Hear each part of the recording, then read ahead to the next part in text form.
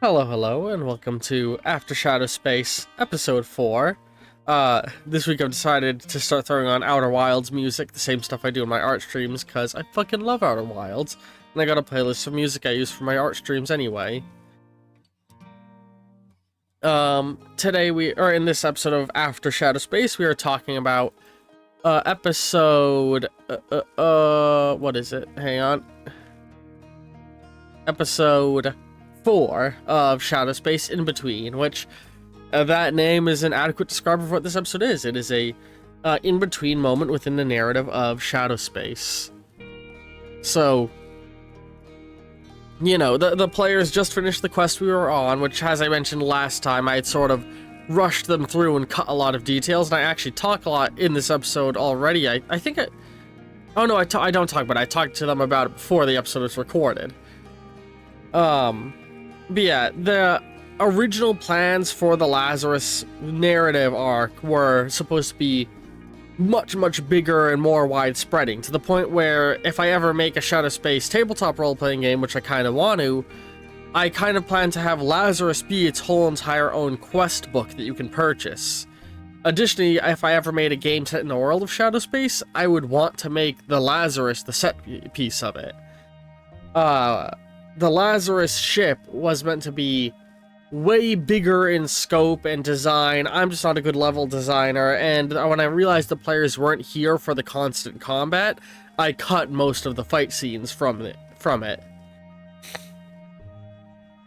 This player group doesn't like the idea of fighting drones of faceless enemies. They want to have narrative behind their enemies, so that I cut, like, in particular, last episode during the chunk where they were in between, like, just walking through a bunch of empty rooms, there's supposed to be a bunch of looting moments and combat encounters, but I was just trying to get this chunk of the narrative done when I realized the players didn't like it.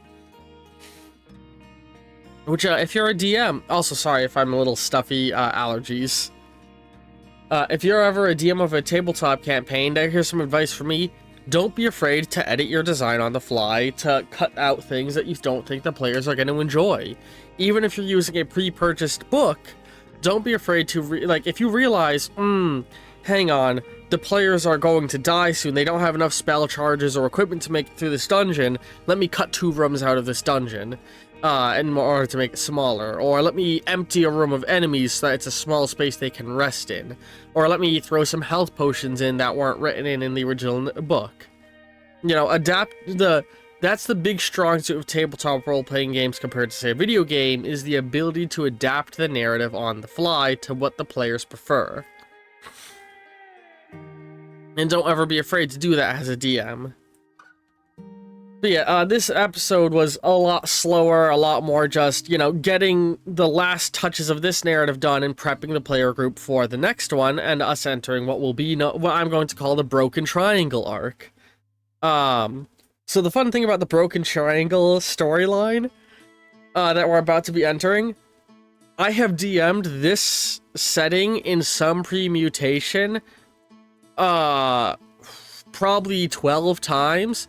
I've DM'd it in a fantasy setting, in an apocalypse setting, in a Fallout setting, in I've DM'd it so many times.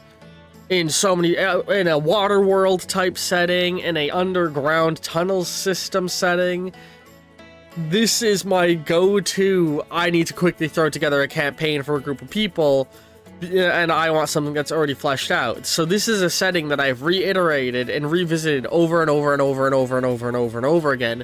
This is going to be a highly refined setting. This world that we're about to be stepping into. I've done it using Atomic Heart, using D&D, using several previous iterations of Heart of Action. I'm looking forward to it. I don't want to talk too much about what's actually coming because, you know, it's stuff that's coming, but it's just worth note, like, I've written this many times. We got a little bit more of a peek at the corporate structure, although I do feel like I never feel like I describe things adequately in the moment of episodes, and that's part of why I'm doing Shadow Space, is to sort of speak on things and clarify them better. And I think a big thing I need to talk about after this episode... Oh god, sorry, I'm so stuffy from my allergies acting up. Ugh. I have a lot of plant allergies and an allergy to cat dander, and I've got 2 cats. I take Allegra for it.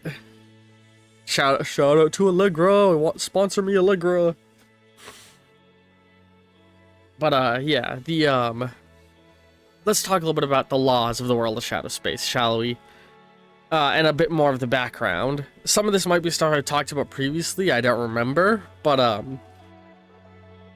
the world of Shadow Space, in a point in the past, because timeline is a weird thing that scales weirdly in space, but at a point in the past, the corporate wars occurred, where many of the mega corporations all entered a all-out war with each other, and it fucking devastated the galaxy. A lot of very scary stuff happened in it. It's far enough in the past that none of the players remember it, and no one alive, except for the ultra-wealthy, ultra-elite who've been able to extend their lives, remember it. But it was a terrible event. With the amount of sophistication and weaponry that has come to exist within this world, like, Death Stars are not an out-of-the-question thing in this world. Death Star-like weaponry. Planets were destroyed. Suns set to supernova. It was disastrous. You can move to parts of Shadow Space and look into this, or you can use Shadow Space because it lets you travel faster than light and move around into normal space and like see the remnants of the war still in the form of flashes in the sky in areas. And so the words. Sorry, I have breathing problems when my allergies act up. I probably should have waited to do this until I didn't have my allergies acting up, but I'm trying to not fall too far behind on recording content. And I also like to record these as close to when the actual episode occurred as I can. But yeah, the words. The corporate wars devastated things, and so as it began to wind down, the mega corporate heads got together and agreed on a set of rules that they would just play nice and follow. And these rules were mostly to their benefit, where... so some of the laws that were agreed upon were corporate members are not allowed to kill each other. So you cannot kill the employees of another company. And if one of your employees kills the employee of another company, the company, like say, we're just going to use Trojan and the companies of Trojan and Genomed, for example. If an employee of Genomed killed an employee of Trojan, the Trojan CEO would then be allowed to pick any employee they want from Genomed to kill, in order to maintain balance.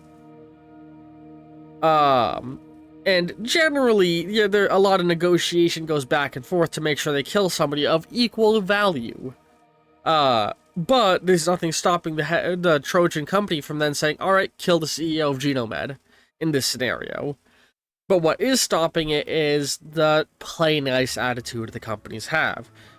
Because if you upset an opposing company too much, eye for an eye mentality starts to creep up a little too strong, and nobody wants to risk another corporate war occurring. Another one of the rules is the rules of ownership.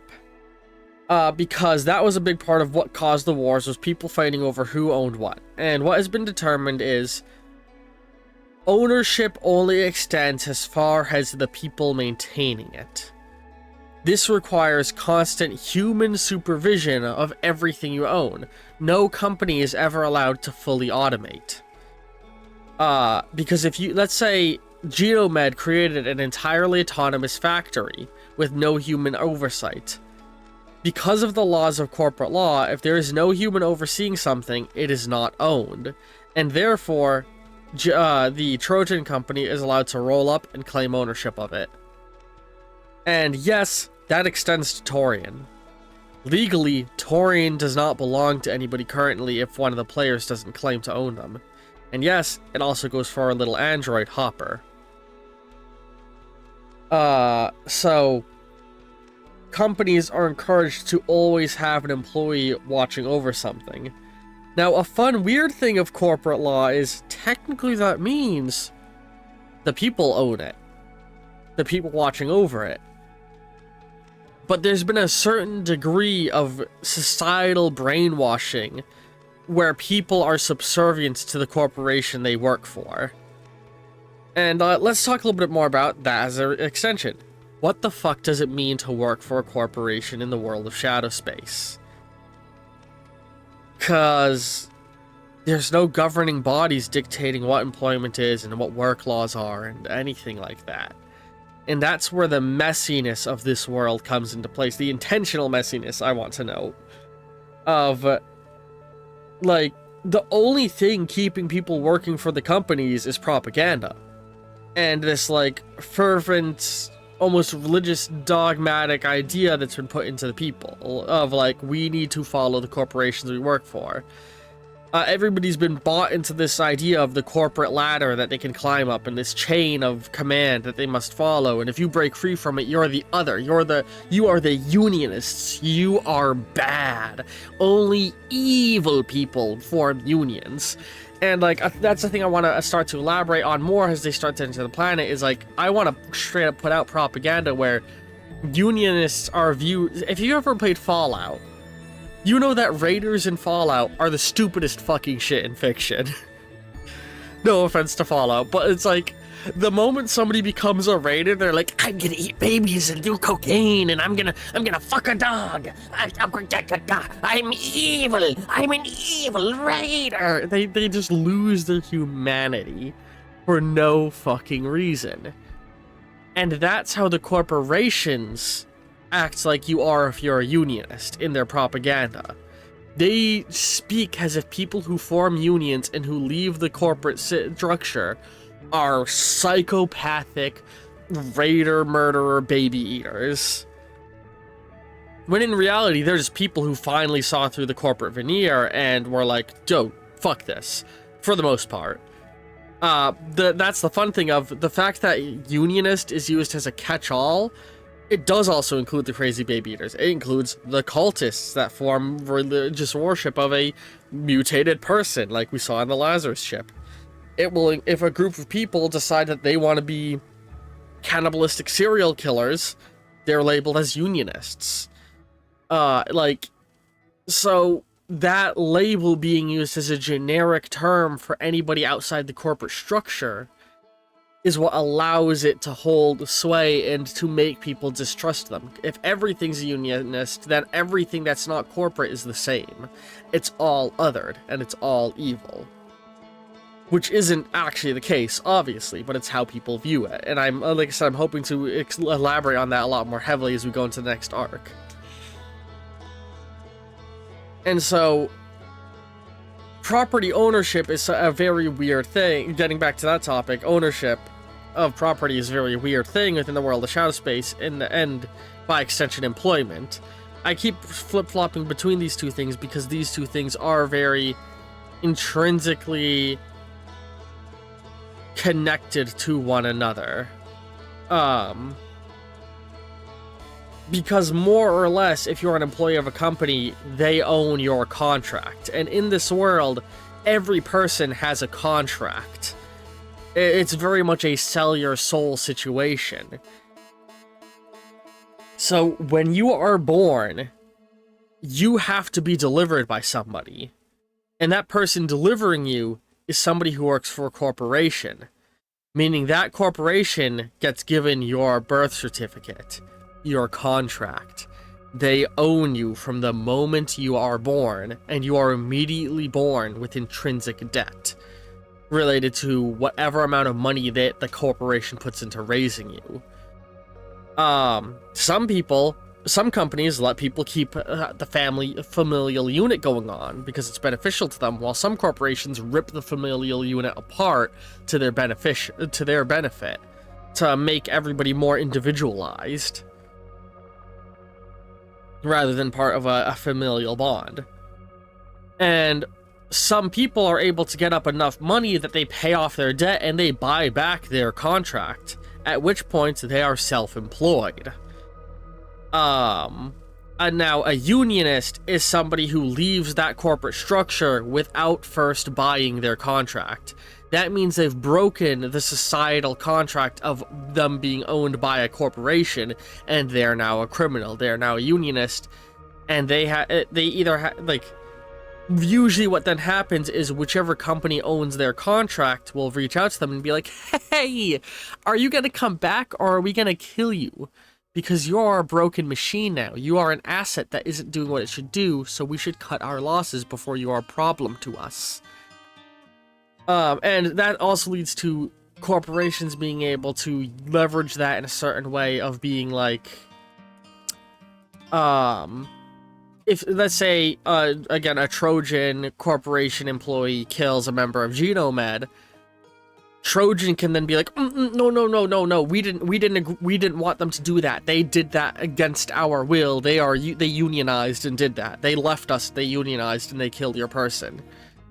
At which point, usually Genomed, out of courtesy, will be like, okay, then kill that guy as the employee. At which point, Trojan will leverage resources towards hunting down and killing that person. And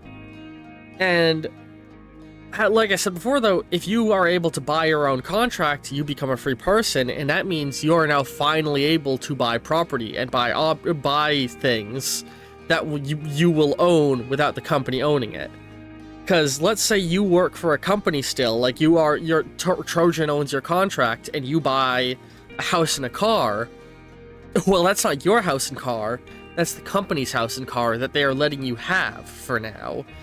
And that if you ever become too indebted to them, the company you work for, if you are able to pay fines you owe to your boss, they can impound your property because it's their property on technicality. But let's say you buy a car and a house and then buy your contract of freedom, you take your car and house with you because it's like linked to you in a sort of chain of ownership.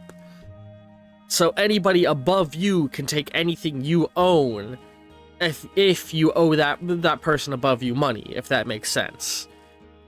And in larger cities like Athena, where we're approaching, there is actually a fairly sizable number of people who own their own birth contract, who own their own life, and work as a freelance employee of sorts.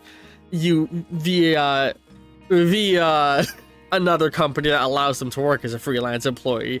And that's where another fun thing is, staying purely as a freelance employee is really fucking hard to find work, so many of them go right off the contract of the company they were born under and sign a contract with a company that has less tight bounds.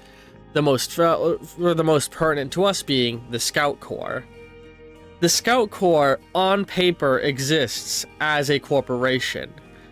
But it is a very strange corporation in that there's no managers, there's no chain of command, there's no CEO. Every single scout has a percentage ownership of the Scout Corporation in the eyes of the trade union. Or the trade, not union, that's not the right word, the trade council. And so all scouts are, by extension, the CEO of the Scout Corporation. And there's a lot of weird common so the scouts, it's sort of synonymous with a D&D adventurer, a scout. And so the scouts are like freelance employers who will work for any other company. And the Scout Corps was straight up formed in the aftermath of the corporate wars, has the sort of back door that companies could use to maintain that fucking veneer of control and corporate espionage. They don't send their own people to spy on somebody, they send a scout to spy on somebody. And so the scouts are viewed in this weird, vacuous position legally by everybody. Again, for arbitrary reasoning. There's no wider law beyond the Trade Council that dictates that the scouts need to be treated the way they are. They're treated this way out of a social contract that exists. And so the general rules that exist with a scout is like, once a scout signs, the expectation that every scout is expected to follow is, once you sign a contract, you will finish that contract. to the best of your abilities. And then you will get paid. A scout will never kill another scout, nor can they take a contract to kill another scout. Even if a scout is being hunted by a company, generally the contract will be to capture. If you're a scout, you will be hired to capture a fellow scout who a company is mad at, rather than kill them, and then the company will kill them if that's what they want to do. But even then, a lot of companies don't like to kill a scout. Rather, if you have, let's say our scouts piss off Genomed won't send people to kill them. They'll send people to capture them, bring them on board to their ship, and be like, haha, you pissed us off by doing something that made us fucking angry. So, here are your options. You can sit in this prison cell and starve to death, or you can sign a contract where you will do something for us, and once you do that thing for us, we will forgive you for what you've done to make us angry. This bit of culture in the world also helps facilitate the players, even no matter how much shit they get in, will never have a band of mercenaries trying to murder them. And like I said, there are other private contracting companies similar to the Scout Corps that exists throughout the world that we may get introduced to at times. I think a big issue is I'm not using good words to describe a lot of the stuff in my world, and I think when I eventually make a full rulebook, I will reevaluate the vocabulary used. But so currently, we have a few circles that people can fall under. You can be a member of a corporation. You can be a unionist, which means you abandoned a corporation in a illegal, air quotes, format. Legal and illegal is entirely stuff determined by the trade union. Which, not trade union, that's the wrong word, the trade council. Which I don't think I've talked too much about the trade council. The trade council formed in the aftermath of the corporate war, and it's more or less every single CEO getting together in a room and just collectively agreeing on how they want to run things. Laying out dumb little personal rules of like, no, you can do this, or you can't do that. And the only reason the Trade Council holds power is because all members of the Trade Council agree it holds power, and the Trade Council is made up of megacorps who control the entire galaxy. Because there is no government in space, just the megacorps. The megacorps basically are governments. So yeah, you can be a corporate member, which means you're a member of a corporation, which means you're falling under all the laws of the trade federation or the trade. I've yet to settle on a name I want, because I don't want to call them a trade union. Trade council, the trade council. You fall under the trade council. You can be a unionist, which means you left the trade council through an illegal means, or you can be a private contractor. Or an independent contractor, which means you bought your birth certificate from the company that owned it, and now you're an independent person. And generally, when you do that, you will join a coalition of independent contractors, similar to the Scout Corps, in order to ensure a certain degree of protection in society. Because if you don't, well, you are in trouble.